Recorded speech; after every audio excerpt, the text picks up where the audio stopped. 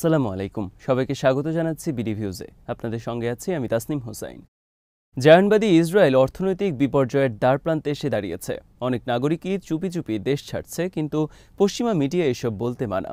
আসলে কেউই এটা নিয়ে কথা বলছেন না, তেল আবিবের কেউ তো বলবেই না। ইসরায়েলের বন্ধু পশ্চিমা মিডিয়াগুলো মুখে কুলু পেটে রেখেছে, পাছে আবার তাদের ভবিষ্যৎবাণী সত্যি না হয়ে যায়। উল্টো ইসরায়েল আর তাদের সমর্থকদের চাঙ্গা রাখার জন্য প্রচুর মিথ্যা ছড়ানো হচ্ছে। এসব মিথ্যার আড়ালে ইসরায়েলের মুখ রক্ষা আর তাদের অর্থনীতি বাঁচাতে প্রকাশ্যে মাঠে নেমেছে যুক্তরাষ্ট্র, আর তাদেরকে গোপনে সহায়তা করছে ব্রিটেন। বিস্তারিত থাকছে হায়দার সাইফের প্রতিবেদনে।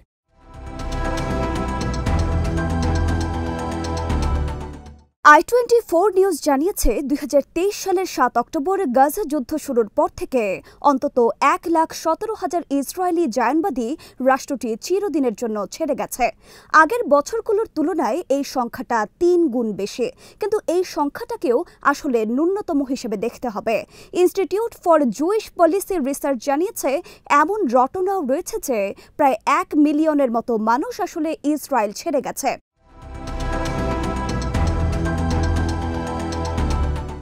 ইসরায়েলের ভেতরে যে অভ্যন্তরীণ অভিবাসন হয়েছে সেই সংখ্যাটাও নজিরবিহীন। গাজা ও দক্ষিণ লেবাননের সীমান্তবর্তী এলাকা থেকে ঘর বাড়ি ছেড়ে পালিয়েছে প্রায় 2 লাখ নাগরিক। এই ব্যাপারেও ইসরায়েল সরকার আর জাতিসংঘ উভয়ই পুরোপুরি চুপ করে আছে।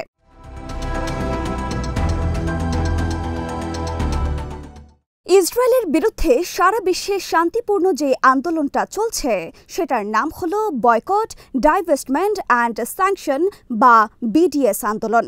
অর্থাৎ বিডিএস ইসরায়েলি পণ্য বয়কট, সেখান থেকে বিনিয়োগ সরিয়ে নেওয়া এবং তাদের ওপর নিষেধাজ্ঞা আরোপের প্রচারণা নিয়ে আন্দোলন করছে। যেসব কোম্পানি এই সন্ত্রাসী রাষ্ট্রটিকে সহায়তা দিচ্ছে বলে তথ্য রয়েছে, তারা নিঃসন্দেহে এই আন্দোলনের কারণে ক্ষতিগ্রস্ত হয়েছে। পাশাপাশি 7 অক্টোবরে হামাসের আল আকসা ফ্লাড অভিযান চালানোর পর থেকে ইসরায়েলের অভ্যন্তরীণ প্রায় 60,000-এর মতো ক্ষুদ্র ব্যবসা ধসে পড়েছে।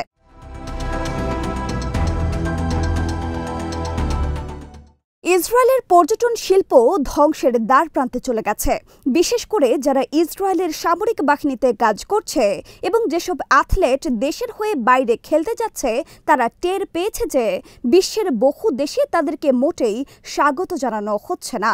কাউকে কাউকে এমনকি গাজার গণহত্যায় ভূমিকা রাখার কারণে দেশের বাইরে গ্রেফতার পর্যন্ত করা হয়েছে।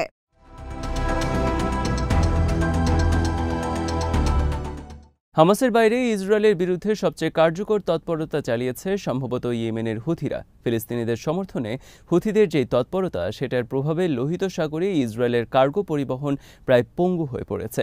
মার্কিন প্রেসিডেন্ট ট্রাম্প যে হুথিদের উপর প্রচণ্ড ক্ষুব্ধ, তার প্রধান কারণ এটা নয় যে ইরানের সাথে তাদের সম্পর্ক আছে এবং ইরানের প্রক্সি হিসেবে তারা কাজ করছে বা আগামীতে করতে পারে। ট্রাম্পের ক্ষোভের আসল কারণ হলো এই হুথিদের কারণে লোহিত সাগরে ইসরায়েলের কার্গো চলাচল বন্ধ হতে চলেছে।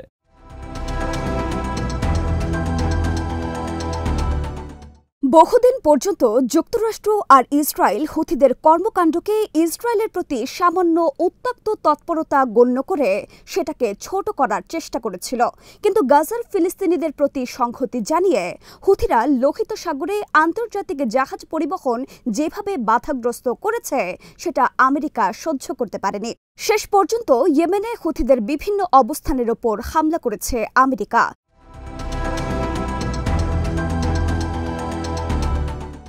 ইসরায়েলি বন্দর এইলাত কর্তৃপক্ষ জানিয়েছে গত জুলাই মাসে তারা দেউলিয়া হয়ে গেছে।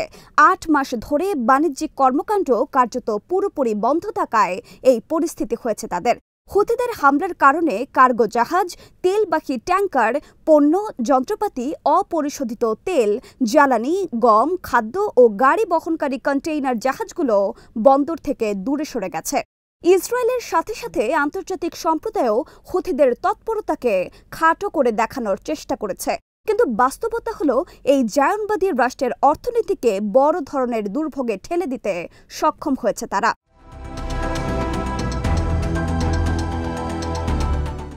ইসরায়েলের অর্থনীতির এই দুর্দশার কারণেই মূলত ট্রাম্প মার্কিন বিমানবাহী রণতরী ইউএসএস হ্যারি এস ট্রুম্যানকে ইয়েমেনের বিভিন্ন জায়গাকে টার্গেট করে হামলার নির্দেশ দেন। গত শনি ও রবিবার এই হামলা চালানো হয়। জানুয়ারিতে ট্রাম্পের হোয়াইট হাউসে ফিরে আসার পর এটাই ছিল যুক্তরাষ্ট্রের সবচেয়ে বড় সামরিক অভিযান। নিজের সোশ্যাল মিডিয়া প্ল্যাটফর্ম ট্রুথ সোশ্যালে ট্রাম্প ইয়েমেনের হুথিদের সতর্ক করে দিয়ে লেখেন, তোমাদের ওপর এমন নারকীয় হামলা হবে যেমনটা তোমরা আগে কখনো দেখোনি।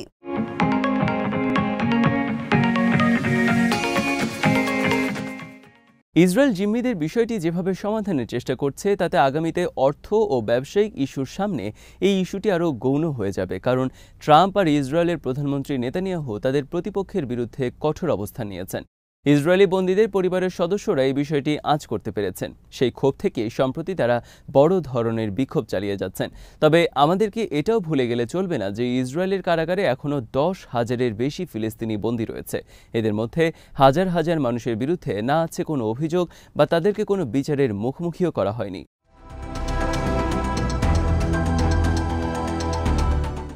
সংবাদ মাধ্যম ডিক্লাসিফাইড জানিয়েছে, ব্রিটেন ইয়েমেনে অনেকটা নীরবে পরোক্ষ ভূমিকা রাখছে। প্রধানমন্ত্রী কিয়ার স্টারমার ব্রিটেনের সশস্ত্র বাহিনীকে ট্রাম্পের বোমা হামলার সাথে সম্পৃক্ত করেছেন। ব্রিটেনের রয়্যাল এয়ার ফোর্স বা RAF এর ভয়েজার এরিয়াল রিফুয়েলিং ট্যাঙ্কার বিমান সাইপ্রাসের ব্রিটিশ নিয়ন্ত্রিত RAF আক রোতেরি বিমান ঘাঁটি থেকে 2টো ফ্লাইট পরিচালনা করেছে। লোহিত সাগরে অবস্থানরত যুক্তরাষ্ট্রের USS হ্যারি এস ট্রুম্যানকে জাহাজকে সহায়তার জন্য এই ফ্লাইটগুলো তৎপর ছিল।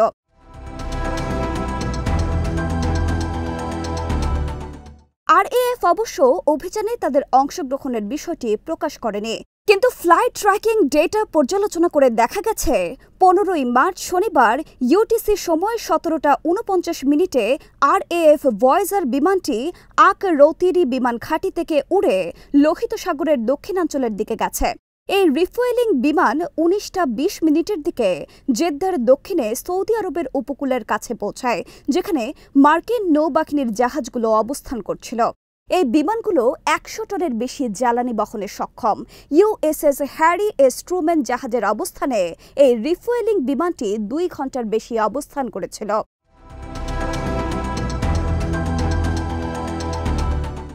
ইয়েমেনে প্রথম হামলা চালানো হয় UTC সময় 17:15 দিকে। হামলার সময়কাল 5 ঘন্টারও বেশি ছিল। একটি প্রতিরক্ষা সূত্র ডিক্লাসিফাইডকে জানিয়েছে, ব্রিটেন রুটিন অনুযায়ী মার্কিন বিমানবাহী রণতরীর অবস্থানরত এলাকায় ইয়ার টু ইয়ার জ্বালানি সরবরাহ করেছে। ওই এলাকা থেকেই হুথিদের বিরুদ্ধে অভিযান চালানো হয়।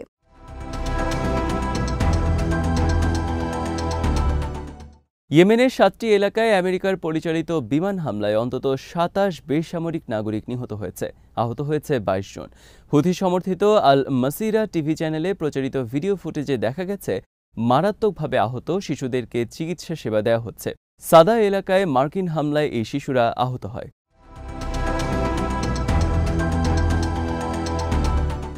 ঔপনিবেশিক রাষ্ট্রগুলো সারা বিশ্বের সব জায়গাতেই তাদের আগ্রাসী বোঝা চাপিয়ে দেয়, অথচ যখনই তাদেরকে চ্যালেঞ্জ করা হয় তখন তারা দেখাতে চায় যেন আত্মরক্ষার্থেই তারা সবকিছু করছে। অধিকৃত ফিলিস্তিনি ভূখণ্ডে ইসরায়েল গণহত্যা চালিয়ে যাচ্ছে। এরপরেও তারা দাবি করেছে যে আত্মরক্ষার্থে তারা এসব করছে। দখলদারিত্বের সংজ্ঞাই হলো এটা একটা আগ্রাসী পদক্ষেপ। এই দখলদারিত্বের বিরুদ্ধে যেই বৈধ ফিলিস্তিনি প্রতিরোধ আন্দোলন চলছে সেটাই প্রকৃতপক্ষে আত্মরক্ষার প্রচেষ্টা। কিন্তু এই সন্ত্রাসী জায়নবাদী রাষ্ট্র আর তাদের সমর্থকরা এই প্রতিরোধ আন্দোলনকারীদের নাম দিয়েছে সন্ত্রাসী।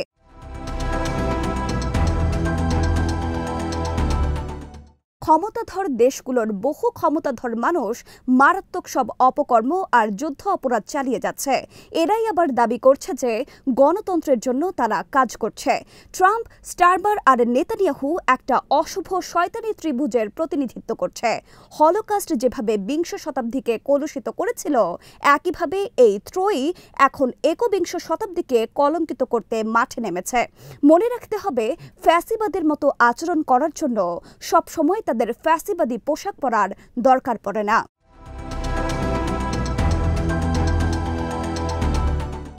ফরাসি তথ্যমন্ত্রী অ্যান্দ্রে ম্যালারক্সো হয়তো এই ত্রয়ীর কথাই ভাবছেন। যখন তিনি বলেছেন যে মানুষ নিজেকে যেটা ভাবে তারা সেটা নয়, বরং যেটা তারা গোপনে করে সেটাই তাদের আসল পরিচয়। ট্রাম্প, স্টারমার আর নেতানিয়াহু, এই 3 ঔপনিবেশিক দানবের যত মিথ্যা আর গোপনীয়তা, তাদের যত গোপন যুদ্ধ আর শয়তানি তৎপরতা, সেগুলো মানুষ কখনো ভুলবে না আর ক্ষমাও করবে না। আজ এখানেই শেষ করছি। সবাই ভালো থাকুন, সুস্থ থাকুন আর দেখতে থাকুন বিডি ভিউজ। চ্যানেলটি ভালো লাগলে সাবস্ক্রাইব করুন, সংযুক্ত থাকুন আমাদের ফেসবুক পেজে। আল্লাহ হাফেজ।